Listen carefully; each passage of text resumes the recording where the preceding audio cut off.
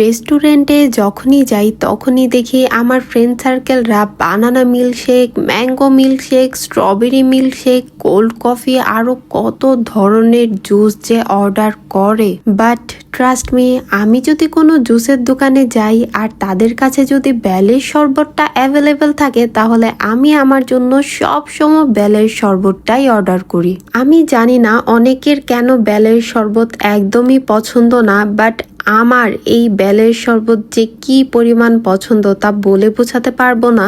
আর যে কোনো জুসের দোকানে যে এই বেলের শরবতটা অর্ডার করার জন্য আমি যে আমার বন্ধু বান্ধব থেকে কি পরিমাণ পচানিটা খাই আপনাদেরকে বলে বোঝাতে পারবো না। 2-3 দিন আগে রাস্তায় হঠাৎ করে আমার চোখে বেল পড়লো, আর বেল দেখলেই তো আমার বেলের শরবত খেতে ইচ্ছা করে। তো আমি সেই বেলওয়ালা মামার থেকে আমার জন্য 3টা বেল নিয়ে এসেছিলাম। যেহেতু আমি কোনটা পাকা বেল এবং কোনটা কাঁচা বেল চিনতে পারি না, তাই আমি ওনাকে খুব ভালোভাবে জিজ্ঞেস করেছিলাম যে মামা, বেলগুলো পাকা হবে তো, মানে বাসায় যেই শরবত বানিয়ে খেতে পারবো তো? তো উনিও আমাকে হ্যাঁ মামা বেলগুলো একদম পাকা, এখনই বাসায় যেয়ে বেলের শরবত বানিয়ে খেতে পারবেন বলে বেলগুলো আমাকে দিয়ে দিল। তো বাসায় এসে একটা বেল ফাটিয়ে দেখি বেলটা একদমই কাঁচা। তো আর কি করার, এই বেলগুলো পাকার জন্য আমার 3 দিন ওয়েট করতে হয়েছে। আর আমি যেভাবে আজকে বেলের শরবতটা বানিয়েছি, আপনারা বাসায় এইভাবে একবার লেবুর রস দিয়ে বেলের শরবতটা বানিয়ে দেখতে পারেন কেমন লাগে। বেলের শরবতে লেবুর রস দিলে আমার পার্সোনালি এটা খেতে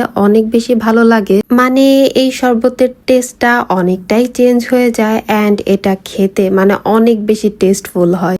আর এই বেলের শরবতের উপকারিতাও কিন্তু অনেক। বেলের শরবত খেলে আমাদের হজম শক্তি ভালো থাকে, পেট ঠান্ডা রাখে, এবং যদি কারো গ্যাস্ট্রিকের সমস্যা থাকে তাহলে কিন্তু এই বেলের শরবত গ্যাস্ট্রিক কমাতেও সাহায্য করে। এছাড়া শরীরকে ঠান্ডা ও সতেজ রাখা এবং পানি স্বল্পতা দূর করতেও কিন্তু বেলের শরবত কার্যকরী ভূমিকা পালন করে। সহজভাবে বলতে গেলে বেলের শরবত কিন্তু আপনাকে একদম প্রাকৃতিক এনার্জি দেয় এবং শরীরের সকল ক্লান্তি দূর করতে সাহায্য করে। আর বেশি করে বরফ কুচি দিয়ে এই রকম 1 গ্লাস বেলের শরবত মানে কি যে মজা লাগে। আপনাদের কার কার আমার এই শরবতটা দেখে খেতে ইচ্ছে করছে সত্যি করে বলবেন।